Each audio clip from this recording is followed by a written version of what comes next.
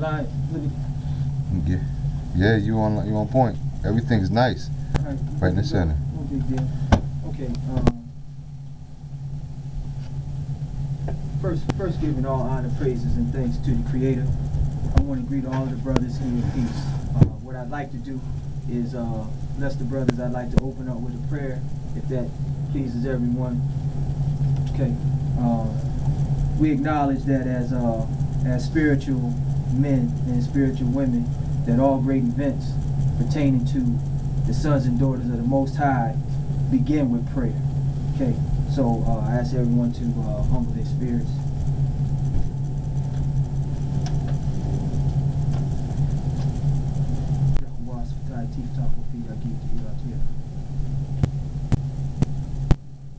Shema Yisrael, Yahuwah Avinu, Yahuwah Echad. Ve'havta et Yahuwah Elohecha, ve'kol levavka uvkol nafsheka uvkol miudecha. Ve'hayud habarim ha'ele asher anoki mitzavka hayom alavdecha. Ve'shinantam levenecha ve'dabarta bam ve'shipteka ve'techa uvlekteka baderet. Uvshakbeka uvkumecha. Uksharatam le'ot aliyadecha ve'hayud le'totafot ve'in anecha. Uktabtam al-mizazot ve'techa. Obi Shreya Yahuwas Taitita Hopia Gita Hilate.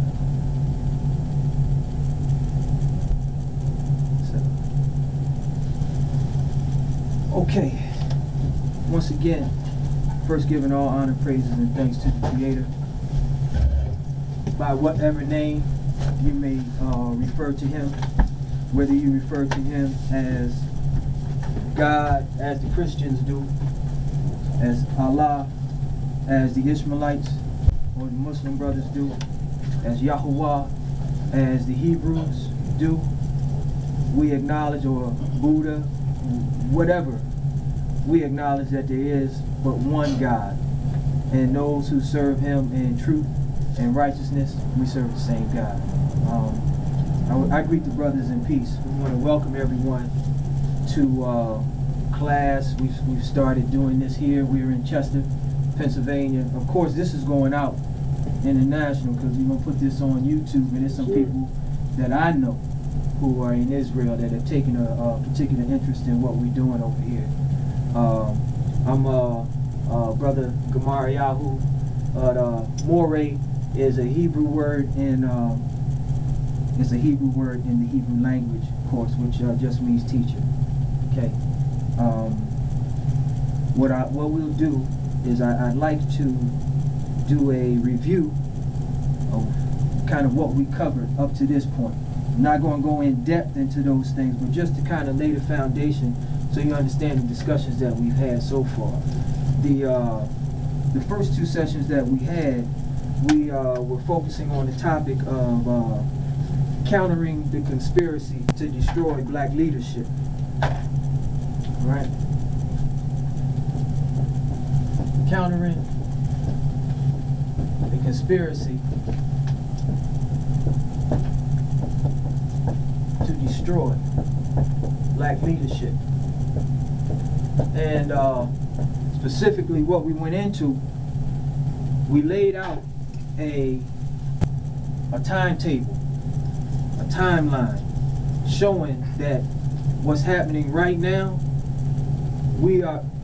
it's very interesting because most people who are familiar with the biblical stories, they say that, they would say to themselves, I think we all would, that if I was alive during the time of Noah, I would have been on that ark. Yeah. You know what I mean? Yeah. If I'd have been alive during the time of Moses, I wouldn't have been one of those people who was giving him hell out there. You know, I would have been, because we understand that it was several hundreds who left Egypt, but only 2 survived the wilderness, Joshua and Caleb. There was an entire generation that had to die out.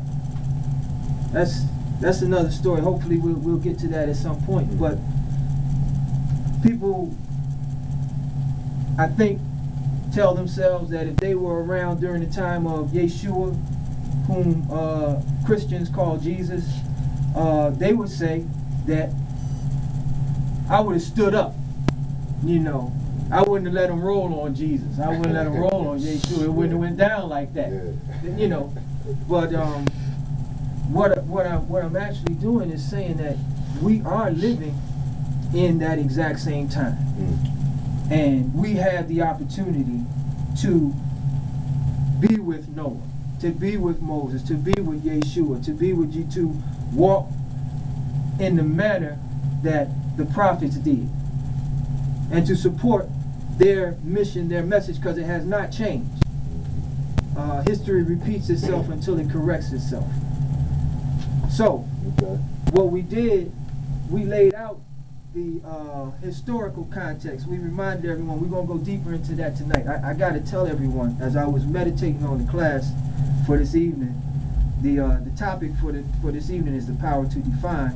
But as I was meditating on it, I really have to say, and I'm not exaggerating in any way, this class, however many classes it takes us to cover, is probably one of the most significant classes that you will ever receive in your life. And I'm saying that in all humility and in all sincerity, the power to define, because the power to define involves how nations have subjugated other nations and lifted themselves up. It affects everything.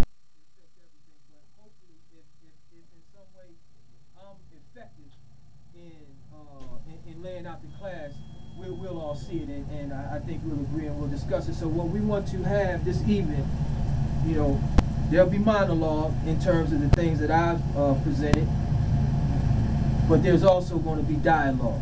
So we want to ask everyone, you know, to relax and participate. If there's a question, we feed one another. So if you have something that you know we can share, that we can use, by all means we invite it. Okay. I have to say to everyone that I'm not presenting this class from a standpoint of ego. I spent over 10 years, 15 total, in the Holy Land, actually living in Israel. And when I came back to the States, I had to walk and talk with myself a long time to figure out what the message was that I was supposed to deliver. So at this point in time, all we seeking to do is just share information. If it can be used and welcomed, excellent. If it's something that you feel does not benefit you, then disregard it, you know. But I can tell you that from my own personal experience, that the only weapon that we have to be ultimately victorious against our enemies and those who once oppressed us is truth. Until we get brothers and sisters aligned and moving in harmony with the truth, we will remain,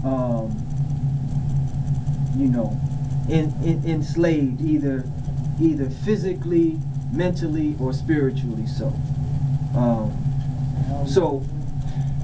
in the first class, the first two classes, I was laying out on a historical timeline some events, and I was saying, just like I just said a moment ago, that here we are at 2014, that most people, had they been around during the time of the Prophet Muhammad, peace be upon him, that takes us back to the 7th century, which is 600. We'll say, for the purposes of our discussions, we use the chronological designation of ACE, which means after the Common Era. We don't say BC and AD, because in doing so, that is part of what we'll get to tonight, which is the power to define. The Euro-Gentile, I'll define that term for you, but the Euro-Gentile uses the what we call the common era. They're referring to Jesus' birth. And that's the point at which they say history began. Okay, so then that's how we get the 7th century, because this 7th century was approximately 600 years after what we call the common era, or they say Jesus. We went into this. There, even today, there is no letter in the Hebrew alphabet which makes the sound of a letter J. So all words that we've heard of that begin with the letter J, those have been Europeanized. They've been changed. Jerusalem, Jeremiah, Jesus, Jericho. That's not how they're pronounced. This brother's name was Yeshua. All words in Hebrew, all names rather in Hebrew have a meaning. Yeshua in Hebrew means salvation, or salvation of the Most High. That was the name that was given him. So we see right here, because we're going to talk about the power to define, that by naming ourselves with names that give us power, do in fact empower us at another level.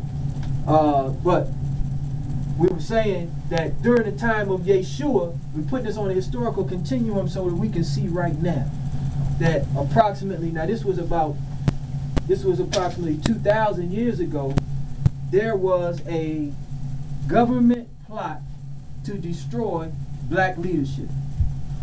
Because when King Herod heard from the 3 wise men that there was going to be a deliverer coming, you can find this story in the book of Matthew. I think it starts at the 1st chapter, if I'm not mistaken.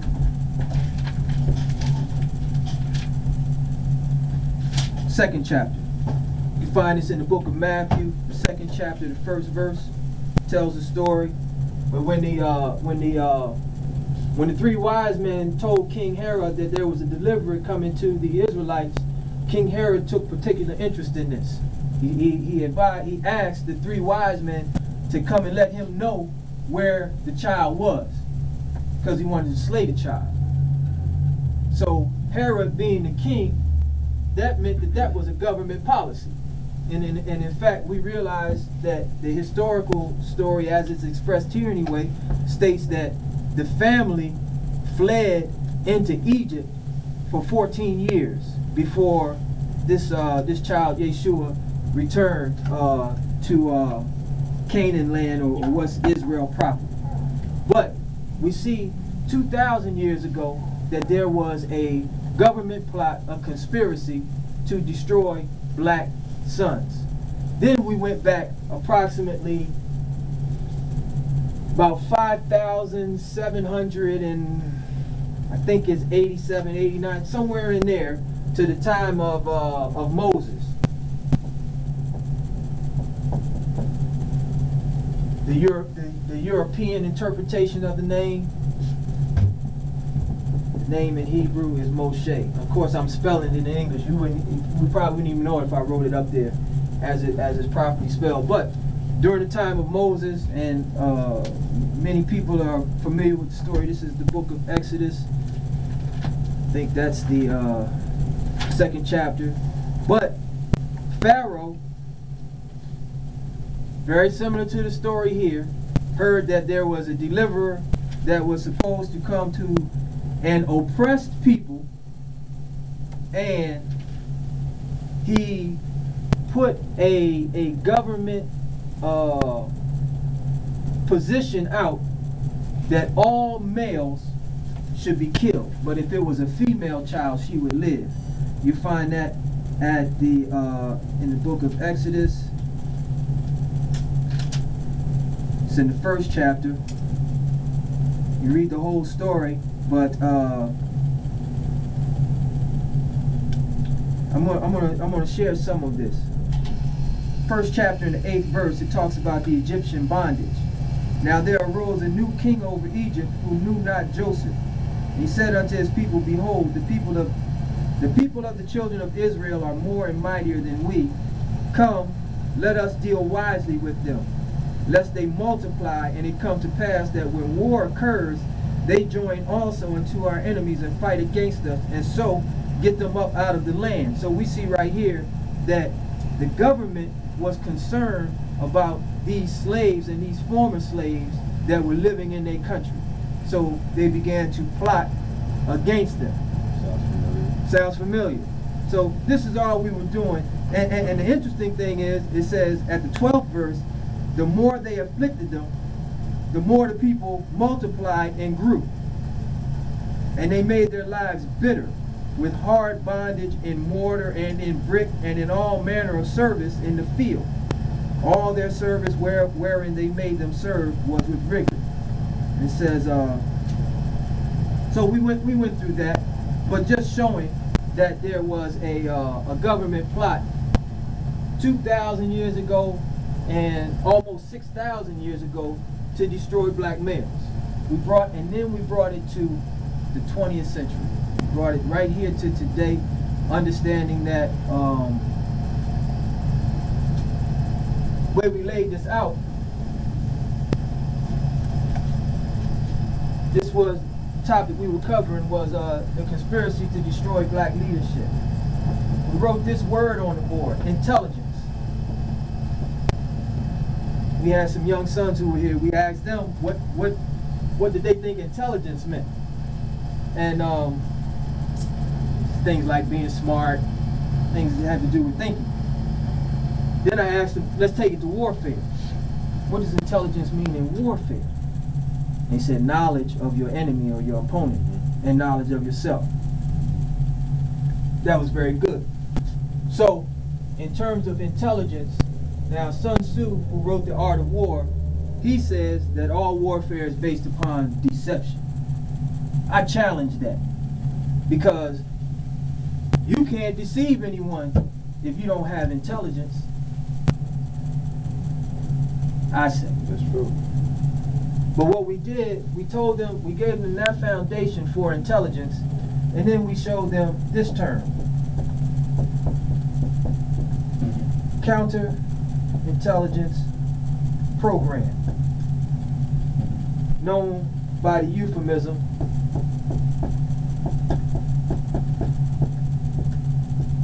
COINTELPRO. Anybody unfamiliar with this term? Everybody's heard of COINTELPRO before? It's all right if you haven't, because we here, steel sharpens steel. We here to get this so that we can give it, you know, when needed. But COINTELPRO, of course, was a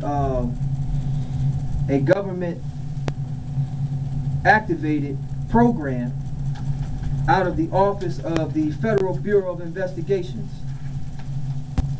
I don't know if I'm going to be able to find the literature that I had on it at the time, but it's very interesting, the language that they use in it. I'm going to have to quote it by memory. The second objective of the counterintelligence program under not Lyndon Johnson, what's Hoover? J. Edgar Hoover. The second objective of the counterintelligence program, they said prevent. I got to write it on the board so you can see it. We're talking about, this is a review. This is where what we've covered so far. It said, and I quote, prevent the rise of a black Messiah who could electrify and unify the militant black nationalist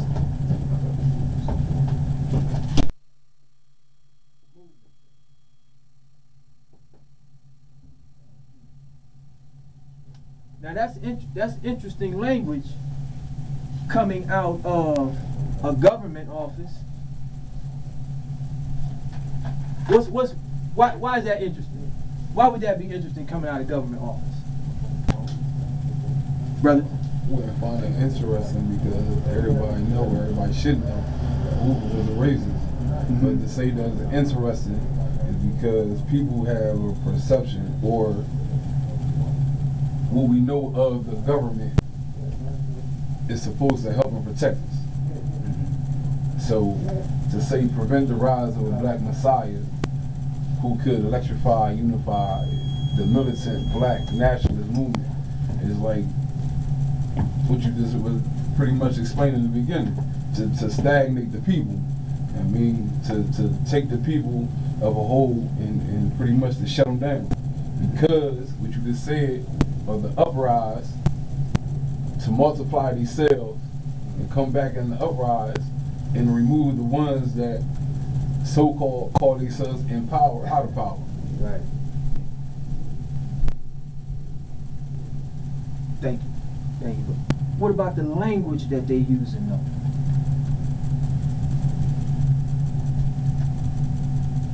Is that the kind? Is that legal jargon? That's nowhere near legal jargon.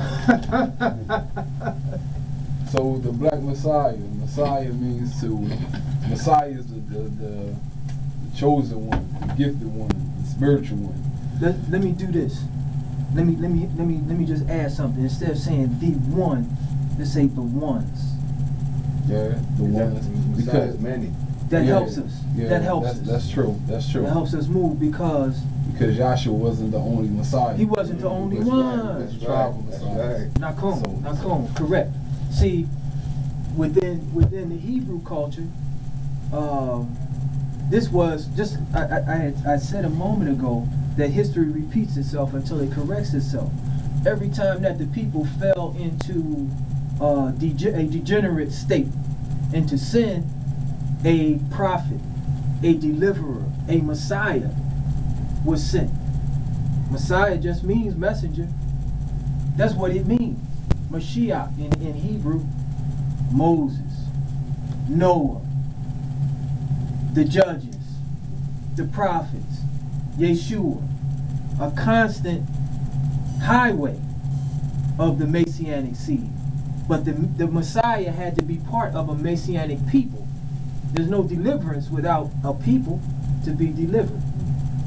So what we were saying with the class, we're not going to spend a lot of time on this, that what's happening in 2014 in the streets is a continuation of the effects of these things with COINTELPRO in contemporary times, is a continuation of what was happening in ancient times.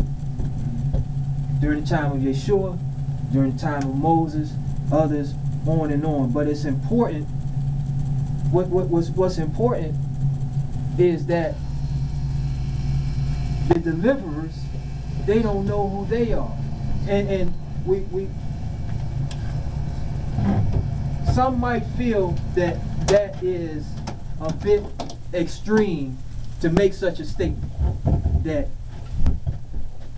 we are the deliverers of our people. But what else do the natural role of a man is to be the leader to his family and to his community. So what happens when that's snatched away? What happens when we lose that? What happens to the community? Because if it's a natural, organic relationship between the man as the head and you take the man out, no leadership. Chaotic. we went into it. The Willie Lynch said to reorient the poles, like you have North, South Pole. It said, take the female and put her in the position of strength and authority, and make the man, it says, physically strong but mentally weak. These are just some of the things that we touched upon, and this is just the review. This is what we come here to talk to talk about. We all right so far? Okay. Because we can't even count the cost. We can't even count the cost of what we lost when we lost Malcolm. We can't count it. Abdul Malik Shabazz. El Hajj Malik El Shabazz. We can't even count the cost. And that was just one man. Imagine if El Hajj Malik El Shabazz was still alive today. Do you think that he couldn't go to Compton, Chester, Atlanta, Philly, I mean the worst spots, and just show up? And the brothers wasn't going to listen? See, when what's happening is through the mass incarceration as a result of the prison industrial complex of privatizing prisons for money and profit. We use the symbolism of a car. You got to put gas in your car to make it go. You got to put people in prisons to make money. And once you have somebody locked up, in order for the prison to be profitable, you need what? More gas. More prisoners. It's not a mistake. And what the Euro-Gentile, I use that term, Gentile is a Hebraic concept we use. It just means one without the proper knowledge of self. Okay? There's no racial, no offensive connotation other than one, and we say the Euro-Gentile because we can acknowledge that there is a particular geographical land base where these ideas are emanating from. So the point being that in counting the cost of what the effect has been in losing these young sons, they cast out a wide net, because what they do and what they've done to destabilize the entire African continent, they introduce, this is going to sound familiar, and you're going to see it when I tell you, but it doesn't play out, it doesn't play the same way when it plays on CNN. What they do, they come in, they give one side guns, they give the other side guns. They proliferate drugs within the entire communities of both, and then they just let it go, do what it does. Sit back and let it. Entire nations have been destabilized as a result of that. Down in Rwanda, on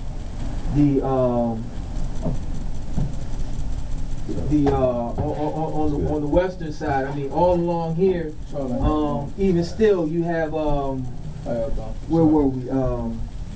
Not Ghana, but Liberia. The coup in Liberia. On and on. Drugs and guns on both sides.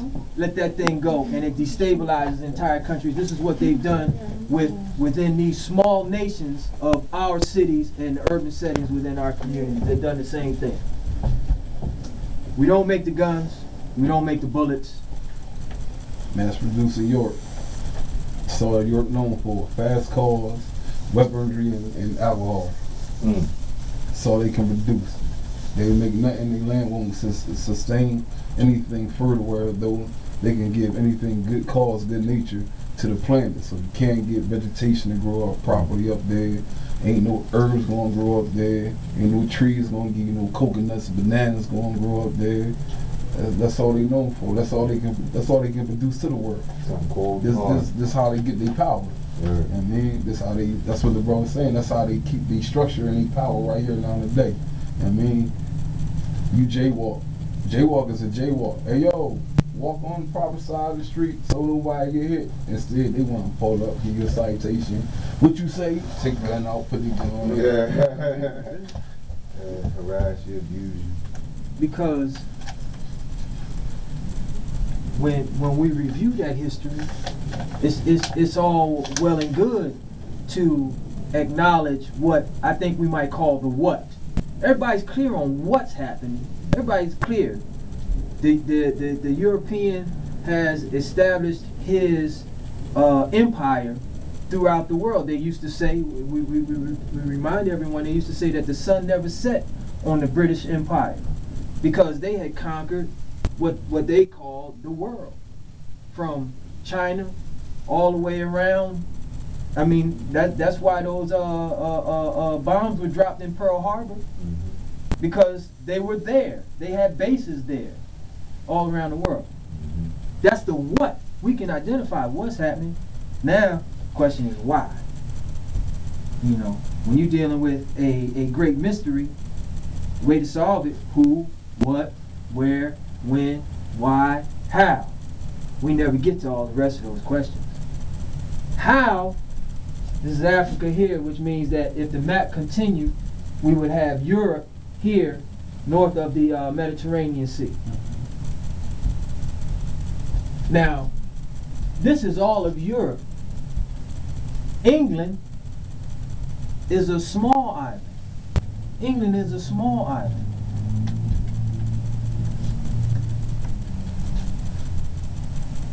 Nothing grows there. Rocky. Always raining. You know, not really friendly to human habitation. How do we, after over 2,000 years of continuous legitimate government kingdoms in Egypt, prior to the rise of the European, the British, how do they conquer? Not them guys. How they do that? These are the questions that we have to address. Part of the topic of what we're going to touch on today, the power to define, will explain that thoroughly. So let's look at the world that they created. I'll come back to that. First thing I want to do, talking about the power to define. We gave ourselves this definition. This is coming from this book here, God, the Black Man and Truth, by Ben Ami. It's on page 57. I like this definition. Keep coming back. Page 57, the power to define. I'm gonna try to write it on the board. I'll read it, then I'm gonna ask somebody to help me out, whomever, read it, and I'll write it on the board. The bottom of the page, it reads, in this spiritual war, there is a creed that says if freedom is ever to be realized, those freedom fighters who dare to challenge a powerful enemy must be equipped with divine skill and understanding. Skill to know how to confront such an enemy, the understanding to know when and where, and the blessings of God Almighty to undertake the task divinely. The power to define, this is the definition. The power to define, the ability to discern and the will to interpret and implement ideas and philosophies in order to be totally victorious in battle against one's enemy, is the essentiality of spiritual warfare. Somebody help me out with that.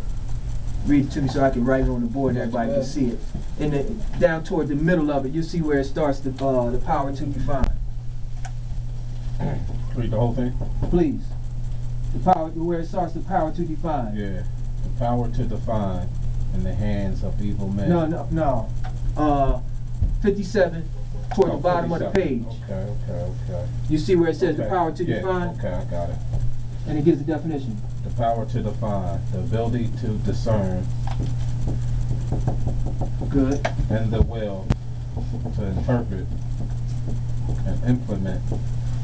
And the I- will to interpret interpret and implement, right? Ideas and philosophies. 1 second. Ideas, And brothers, philosophy. excuse my handwriting, it's not going to get any better. Alright. In order to be Okay, ideas and philosophies in order to be totally victorious yes. in battle Mm-hmm. against one's enemies. To be totally victorious in battle Against one's enemy. against one's enemies is the essentiality of spiritual warfare. Correct? Yes. That's all.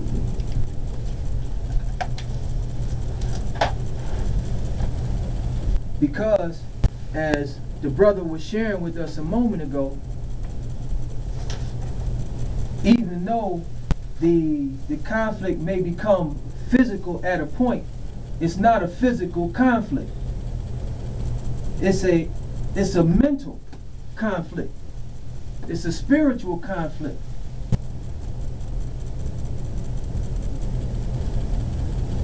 It's a clash of ideas and philosophies. What are some of let's tail off for a moment. Let's identify some of the ideas and philosophies as they operate. I'll get us started. They had the white man's burden.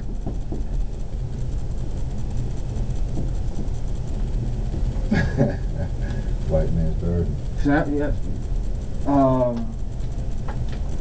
What else? What are their philosophies and ideas? Their ideas and philosophies that adversely affect people of African descent. You had, I'll tell you one is so far as that home of the free, man of the brave, or whatever. 3/5 of a man. 3/5, there you go. You were saying the American dream. The American dream. The American dream. That's a hell of an idea, boy. You know, he's American. Picture that. We won't veer deep off into that. We'll stay with the definition. We'll do that another time. The ability to discern and the will to interpret and implement ideas and philosophies in order to be totally victorious in battle against one's enemies. Well, for real, you might as well go right back to the book you had and just put the title of that down there. The What's that? Bible. The Willie Lynch joint. Willie Lynch. You ain't even got to That's put nothing major. under there other than That's that it. right Yeah. there. That's it. Put that on there. You know, That's Above it. that, you probably can put the Secret Treaty of Verona, 1213. all of that. Yeah. You ain't even got it. That's the ideas of philosophy. We gave right COINTELPRO. That was something. All of these were ideas that somebody made up to help to increase, in order for them to be victorious in battle against their enemies. Okay? The power to define. This is our definition that we want to operate from. Because I started by saying that this would, if I'm in any way effective and successful in sharing this information with us, and not anything new, this is stuff that we already know. I'm just bringing it to mind and reminding us of what we understand. Because the power to define is like, if the lion gets to tell the story, then the hunter is not so great. If the lion tells the story. We only Why get is the that? hunter's side. Huh? That's only because we get the hunter's side. We only get the hunter's story. That's right. That's right. That's what we've been looking at. That's right. We only get his story. Okay, I'm gonna do this. Cause there was a poem that our beloved elder Gil Scott Heron broke down, that he wrote, called his story. So I was wondering about our yesterdays and digging through the rubble, and to say the least, somebody went through a hell of a lot of trouble to make sure that when we looked things up, we didn't fare too well, and we would thus come up with totally unreliable pictures of ourselves. But I compiled what facts I could. I mean, that's what they call them. I guess that's what they are. To see if I could find out one little bit of something, and this is what I've gotten so far. First, white folks discovered Africa, claimed it fair and square. Cecil B. Rhodes couldn't have been robbing nobody, because hell, he said it wasn't nobody there. And white folks brought all the civilization to Africa. They said it wasn't none around. How could the folks be civilized when we don't see them write nothing down? And another piece of information they had, or at least this is how we were taught, is that unlike the very cultured and modern white people in Europe, these tribal units actually fought. And yes, there was some crude implements, and yes, there was primitive art, but also these men were masters of hunting and fishing, and courtesy came from the heart. Yes, there was love, medicine, religion, intertribal communication by drum, but no papers, no pencils, no other utensils. And come on in, brothers, have a seat. All right. How y'all doing?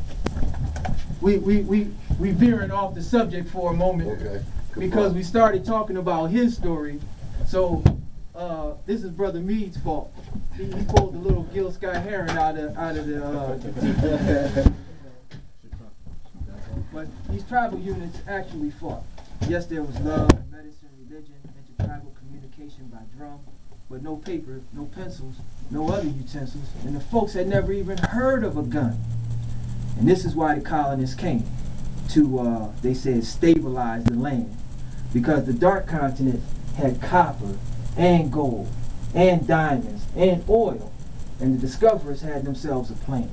They would discover all the places of promise, because you didn't need any titles and deeds, and then they would appoint people to make everything seem legal, thus sanctioning their trickery and greed.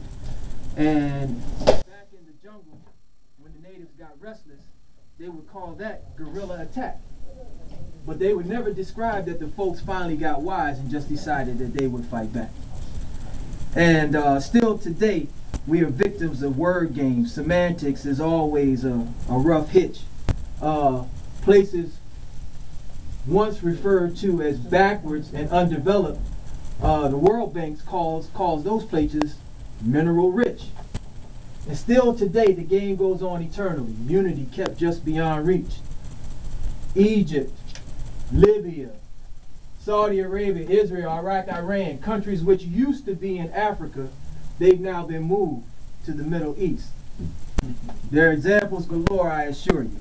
Yet if interpreting were left up to me, I'd be sure each time folks knew this version was not mine, which is why it is called his story. You did. That's our beloved elder, man. That's right. Gil Scott Heron. Gil Scott Heron, man. Peace be upon him. So, we're talking about the power to define, because our people have been hypnotized. Yeah. Let's look at that for a moment. once again, this is our definition that we're going to be operating from. This is taken from God the Black Man in Truth, page 57. This is for the GBT, page 57. Brothers, at all times, in anything, you know, I pray to be, respectful to everyone's point of view, and not take any license on my own in terms of, you know, I'm going to interpret it as we all have the right to interpret it. However, the information that's being brought is going to primarily come from some source material that we can point to and say, okay, I didn't make that up, you know. But because we're talking about the power to define, when it becomes necessary to start making stuff up, we're going to do that because we need to, because that's what they did. It's hypnotism. Looked up the definition of hypnotism, and it describes, well, first of all, the word hypnotism comes from there was a Greek god named Hypnos. Hypnos was the god of slumber. Okay? Now, the definition is stated that hypnotism is an altered, listen to this, it's an altered state of consciousness, right? Where a person becomes hypersensitive. It's an altered state of consciousness where a person becomes hypersensitive to suggestion. Induced by way of repetition. Commercials. $5.99. Daytime television. Yeah. Over and Jerry Springer, Maury Povich, over and over and over. It's a constant Little Man bombardment. them and all It them becomes a party. dudes over and over. Spiritually, it becomes a party after you keep on ingesting it over and over and over again. Whether it's television, whether it's a word. Repetition is always the key. It's always the key. Good or bad, huh? Good or bad. Good or bad. Good or bad. That's I'm the glad key. you said that. We're going to come to that because I got to talk about these two forces. Don't let me get away from that. But it reminds me, you know, George Clinton, it was a line in a song, he said, pimping your emotions until your ability to resist is amputated. Pimping your emotions until your ability to resist, fight back, basically, is amputated. You fall for anything. Kenny, what do you want to fight? Right. You fighting yourself now. Right. Because you like the Young and the Restless. Or Dallas, right. Or, you know, I'm 20, 30, Jerry Springer. You like that. You, Dr. Phil. Yeah. You know.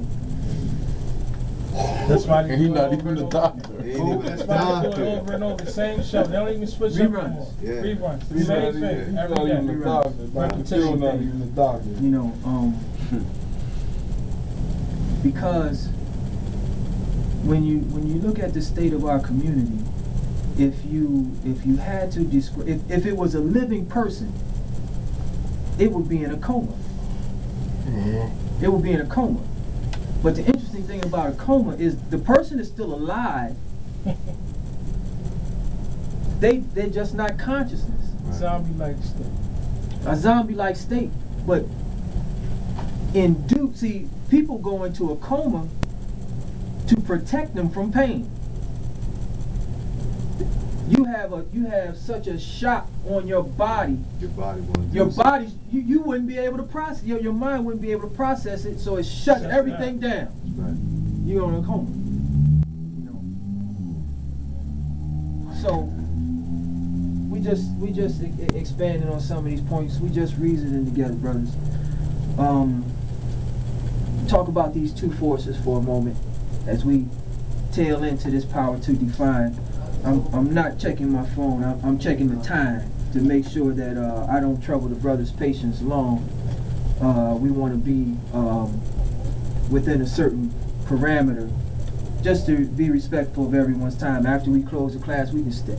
We can kick it. We can go further into other things. But just want to be more disciplined about the classes. Two forces.